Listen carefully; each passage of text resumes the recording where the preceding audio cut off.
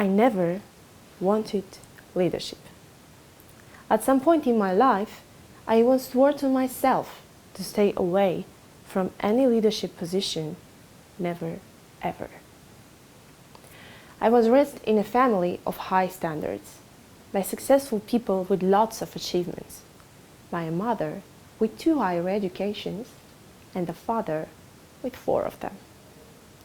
No matter what I do, no matter how high I fly, there is no other way, because this is exactly how the thing should be. My hardworking attitude, together with the huge sense of responsibility, made me at some point the best student at school, the winner of all kinds of contests and competitions, the challenge taker from my friends, the support from my family members. And obviously, I was supposed to lead some people and projects. But suddenly, I started to realize that my best friend is being jealous of my achievements, but obviously not the hard work behind it, rather than the credit I got for my work and the fact that I was praised. As a result, I had a really difficult time at school with my best friend trying to tune the whole class against me. I never showed my pain at school, but I could not protect myself when I was alone, because I could not understand what exactly I did wrong. I was a responsible student, active class member, faithful friend. So what exactly was my fault?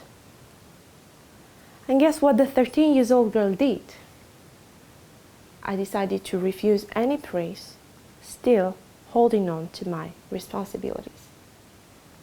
I promised to myself not to be noticeable anymore. I promised to myself to stay away from nominating me for any leadership position, never, ever again. All of this continued until one day I joined a very progressive youth organization, actually the biggest in the world. At that time I said to myself, I will only learn things and leave.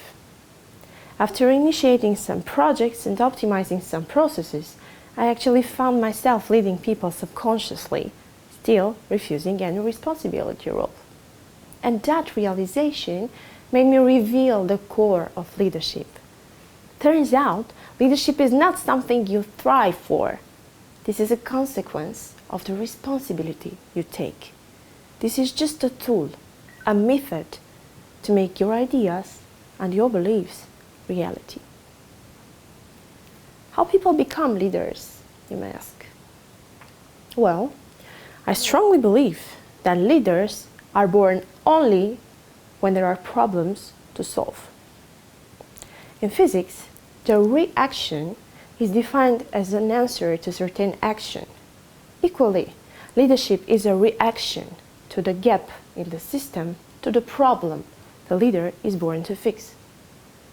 The bigger the problem, the global the leader, and bigger the leadership energy which is being unleashed.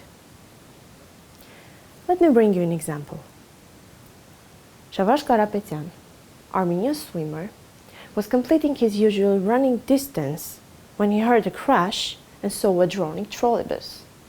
Karapetyan swam to the water and, despite the conditions of almost zero visibility, started to bring people out.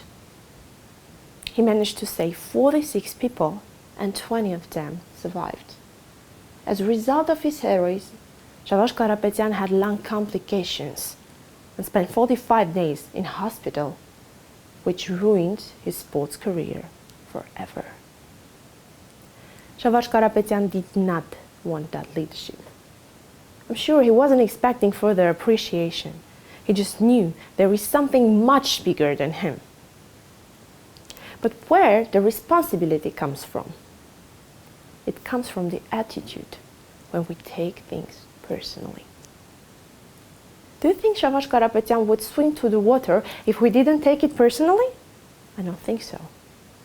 During my 12 years career, I was always taking things personally. Any people I met, any company I worked in, any problem, any pain, I was taking it personally. Remember the expression, nothing personal, just business? Forget about it. Now and forever, forget about it. Our life is personal. Whatever we do should be personal. The first time I took a leadership role after what happened at school, I was supposed to lead a team of 3 young and ambitious newcomers. We had no money. We expected no appreciation.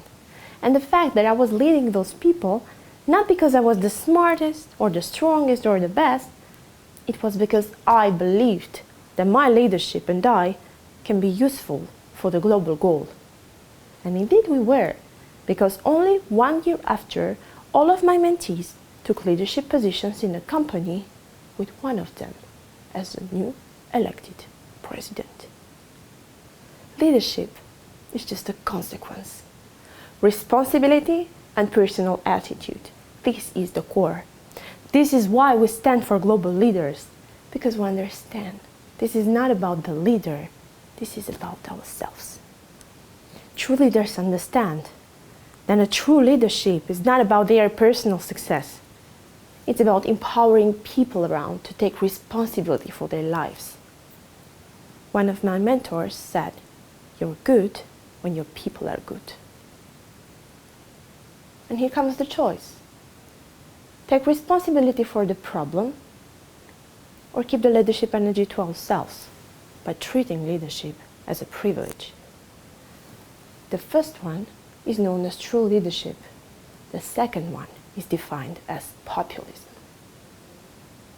When choosing the recognition and not the result, when going for short-term material values not for the global goal, we start to lose that leadership energy we have been granted. Because this is no longer bigger than us.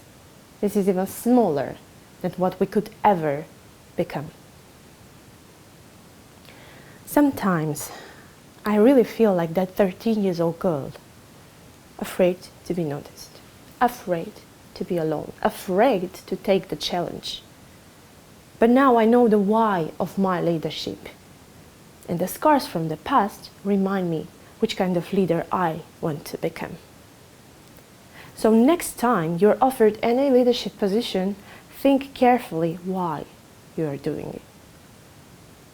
To prove yourself or anyone else you're a cool guy? To brag about your expensive card, platinum credit card, and sexy job title or LinkedIn?